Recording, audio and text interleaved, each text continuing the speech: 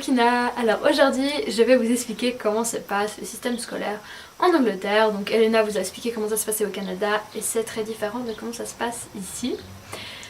Si vous avez la moindre question par rapport à je ne sais quoi, par rapport à la maturité bilingue ou à l'école ou peu importe, surtout n'hésitez pas à laisser des commentaires ou aussi des suggestions de vidéos ou peu importe, enfin bref. La moindre question, n'hésitez pas. Donc peut-être le premier truc à dire c'est qu'en Angleterre on a un dress code. Donc comme vous voyez on doit avoir un blazer et après le pantalon doit être de la même couleur que le blazer. Vous pouvez avoir une jupe aussi. Personnellement j'aime pas parce qu'on n'arrive pas à marcher. La plupart des Anglaises mettent des jupes, enfin elles sont censées arriver aux genoux les jupes d'après le règlement. Mais comment dire que la plupart arrivent ras les fesses. Enfin bref, passons. Donc moi je vais à l'école qui s'appelle Rochester Grammar School for Girls. C'est une école de filles, donc il y a que des filles, à part pour mon année et l'année des plus âgés où là les garçons sont autorisés.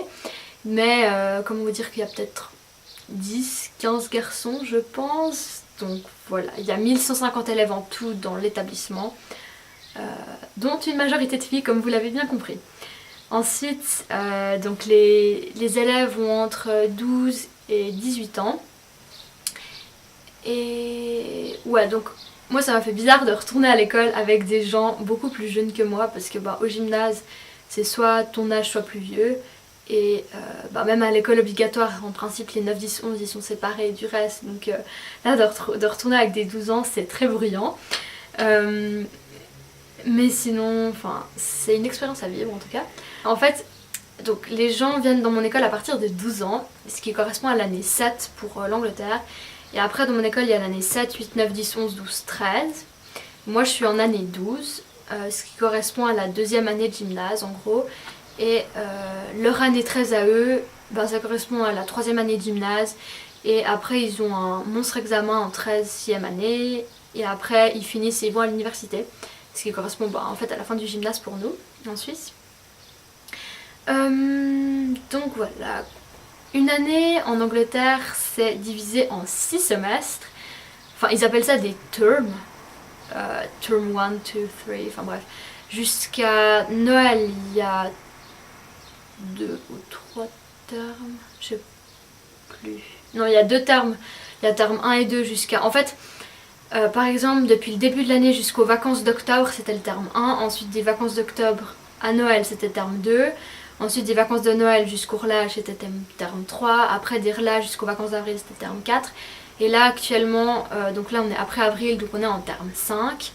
Après, là, j'ai encore une semaine de vacances mi-mai, non, fin mai, début juin. J'ai une semaine de vacances et après il me reste 5 ou 6 semaines de cours et après j'ai fini et je rentre en Suisse. Donc je finis que le 20 juillet, donc on finit plus tard qu'en Suisse. Mais j'ai aussi commencé plus tard, j'ai commencé que le 1er septembre. Donc voilà un peu pour comment l'année se répartit. Je viens d'avoir des examens. Donc on a un peu les examens en mai ici. Ça s'appelle les mocks et... j'ai eu des examens dans presque toutes les branches à part l'anglais, enfin ça je vous parle en détail après pour les branches. Ok, donc maintenant je vais vous parler un peu des horaires. Alors je vais vous l'afficher ici. Donc tous les trucs... Donc ah oui, première chose à expliquer c'est que en fait ici les horaires ils sont faits en 2 semaines. Ça veut dire qu'il y a les semaines A et les semaines B. Et toutes les 2 semaines vous changez, donc là par exemple la semaine prochaine ce sera une semaine B, donc j'aurai l'horaire de la semaine B. Ce qui fait que je sais toujours pas mon horaire par cœur parce que c'est un peu embrouillant. Donc toutes les périodes qui sont notées XS c'est toutes mes périodes de libre, donc vous pouvez voir que j'en ai beaucoup. Et pendant ces périodes de libre j'ai pas le droit de quitter l'école, donc ça fait que c'est un peu long par moment effectivement. Par exemple, lundi semaine A, je vais à l'école à 8h30 et mon premier cours est à 14h10. Donc ça fait que j'ai énormément de temps pour faire mon TM ou pour regarder des séries selon les envies. Mais on est censé travailler pendant ces périodes-là, mais comment vous dire que pour le peu de cours qu'on a, même faire des révisions ou quoi, ben, au bout d'un moment, enfin, vous avez plus rien à faire. Donc il faut un peu trouver des moyens de s'occuper, je sais pas, lire des livres. Ça c'était un peu long. On a demandé à avoir plus de périodes et on a eu la proposition de rajouter de la biologie, du théâtre ou du français. Théâtre, ça j'aurais bien voulu avoir ça, mais ça jouait pas avec mon horaire, ça matchait pas dans mon planning, étonnamment. Biologie, ça m'intéressait pas trop, mais peut-être que j'aurais dû prendre ça, ça m'aurait un peu occupée. Et sinon j'ai pris français, donc on a suivi les cours de français avec 2 autres des Suisses, et ça valait vraiment pas la peine, on était mises au fond de la classe, on faisait rien. Du coup, puis franchement, si vous avez l'occasion de prendre français, ne prenez pas parce que ça sert pas à grand chose. Je veux dire, vous allez faire des exercices de vocabulaire qui sont un peu inintéressants. Donc voilà pour le français. Ensuite, donc la Suisse, comme Elena vous l'a expliqué, nous a demandé de prendre certaines périodes. Alors moi je devais prendre les mêmes périodes qu'Elena sauf la gym, donc je devais prendre anglais évidemment, maths, allemand, mon option spécifique, allemand ou italien en fait, peu importe votre langue 2, et mon option spécifique qui est philo-psycho, donc moi ça me faisait philo-psycho, donc ça me faisait 5 branches, et j'avais pas besoin de prendre gym en fait, et il n'y a pas de gym pour les gens de mon âge, donc de toute façon ça aurait été pas possible dans mon établissement. Donc moi j'ai 5 matières, et au premier semestre j'en avais 6 vu que j'avais aussi français. Puis après on a enlevé là au 5e parce que ça servait à plus rien qu'on y aille. Donc voilà. Ensuite, les mercredis, on a un truc qui s'appelle pastoral. Donc une semaine sur 2, on peut partir le mercredi après-midi chez nous, puis on est censé étudier chez nous. Et une semaine sur 2, on a des sortes d'assemblées.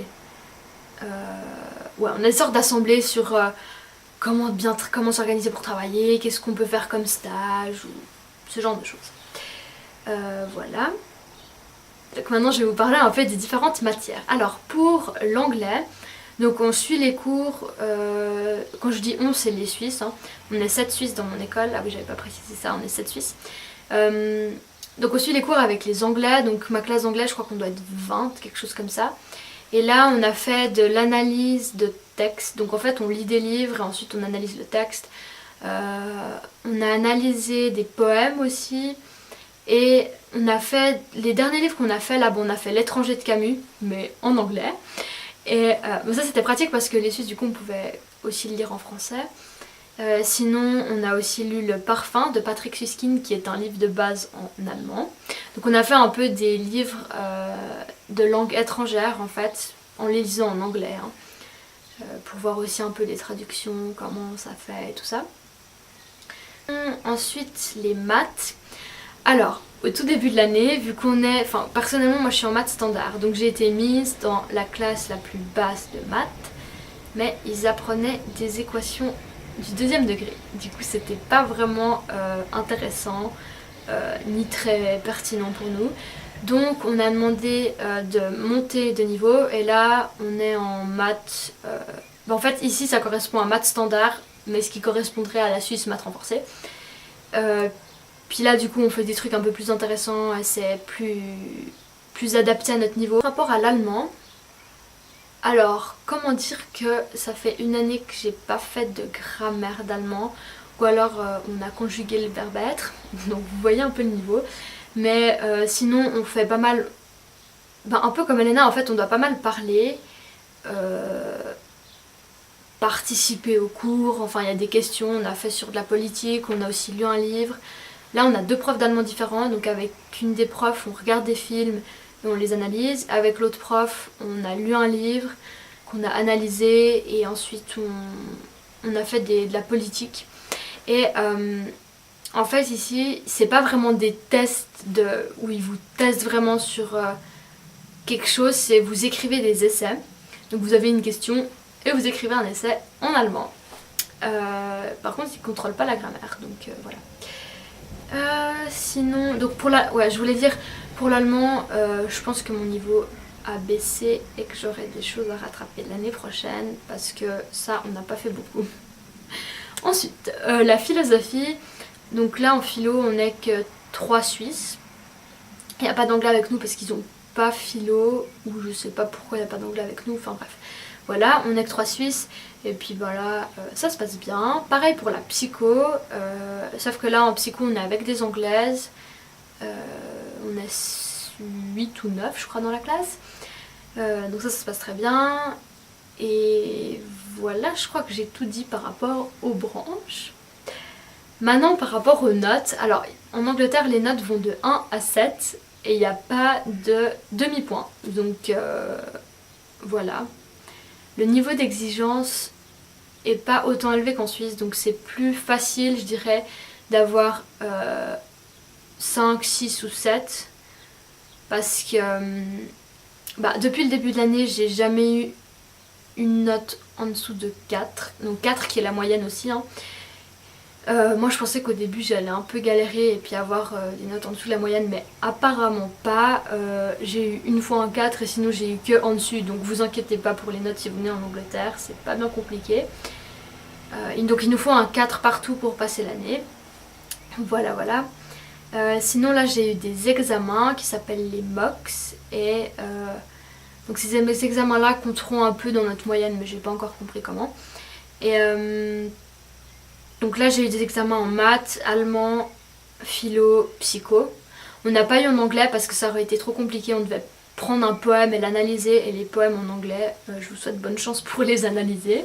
Par contre les examens ici sont très différents de ceux en Suisse. Par exemple en philo, j'ai eu hier mon examen de philo, il a duré 45 minutes et vous écrivez un essai puis vous aviez la question de l'essai avant l'examen.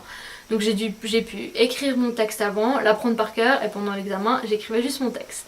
Voilà, donc c'est moins long et c'est moins casse-tête. Bah écoutez, je crois que je vous ai un peu tout dit. Ah, encore un dernier truc. En Angleterre, il y a le système des maisons. Donc dans l'école, il y a 6 maisons. Byron, Hildegard, Fitzgerald, Cassidy, Tomlinson et Somerville. Moi je suis dans la maison Somerville. Et en fait, pendant l'année c'est un tournoi des maisons. Donc pour ceux qui ont lu Harry Potter, c'est exactement la même chose que dans Harry Potter. Vous faites partie d'une maison et vous devez récolter des points pour cette maison. Alors une façon de récolter des points, dans cette petite carte, donc vous avez une partie ici pour les mauvais comportements.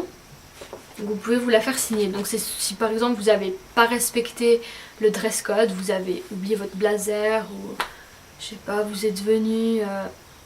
Ah oui, un truc, vous n'avez pas le droit d'aller à l'école avec des baskets. Hein. Je vous mettrai une photo de mes chaussures d'école.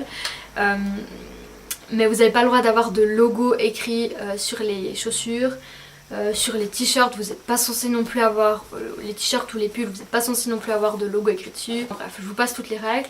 Et après, vous pouvez récolter des stickers pour gagner des points pour votre maison. Alors, personnellement, je me serais crue à l'école enfantine, c'était un peu bizarre. Mais bon, voilà. Donc après, vous allez sur un site internet, vous notez un code et ça fait des points pour votre maison. Et à la fin de l'année, le but c'est d'avoir le plus de points possible.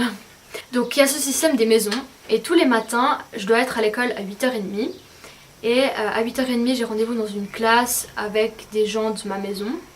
Moi je suis dans la classe Somerville 2, donc tous les matins on est les mêmes personnes, et là il y a des gens de 12 à 18 ans, donc voilà, c'est un peu étrange, enfin pour nous qui n'avons pas l'habitude hein.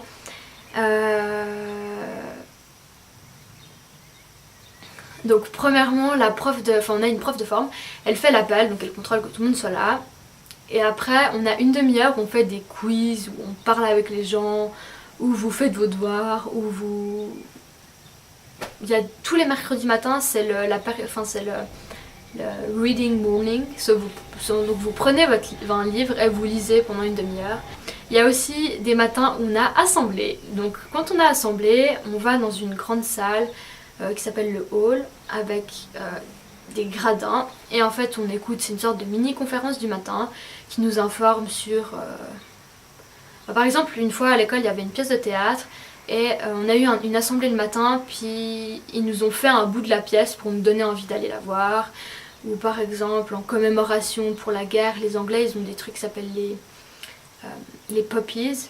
Et en fait, ils nous expliquaient pourquoi il y avait ça, ils nous expliquaient la guerre, ils parlaient d'Auschwitz, enfin bref. Ça peut être sur tout et n'importe quoi. Donc ça arrive, je dirais, une fois par semaine. Après, suivant comment, ça peut arriver 2 fois, voire 0. Enfin, c'est un peu variable. Mais voilà. Sinon, moi je suis tous les jours de 8h30 à 15h10 à l'école. Hein. On mange à l'école. Et vous n'avez pas le droit de sortir de l'enceinte de l'école. Donc si vous voulez sortir pour le dîner, vous devez signer, sortir, rentrer, re-signer comme quoi vous êtes rentré. Et voilà. Donc c'est très différent de la Suisse. Hein. Sinon voilà, je crois vous avoir tout expliqué sur le système anglais. Si vous voulez une vidéo pour voir mon école commencer à l'intérieur, enfin que je vous fasse une sorte de school tour, laissez-moi des commentaires pour me faire savoir et je vous ferai ça. Sinon, j'espère que vous allez tous bien et puis que cette vidéo vous aura plu et informé. Un dernier truc que je voulais vous dire mais que j'avais oublié. Donc je fais mon thème en 3 vidéos sur le Brexit, donc la sortie du Royaume-Uni de l'Union Européenne. Je sais pas du tout si ça vous intéresse, je vais créer une playlist et publier ces vidéos comme ça. Si vous êtes intéressés, allez les regarder. Je vous souhaite une excellente journée et à la prochaine. Redites-moi si vous avez des suggestions de vidéos, si vous êtes intéressés par... Je sais pas si vous voulez voir un peu la ville où j'habite, si vous voulez que je parle de la culture anglaise, si vous voulez que je fasse une vidéo des différences entre la culture anglaise et la culture suisse. Enfin bref, redites-moi si vous avez la moindre idée, suggestion ou commentaire. Bye!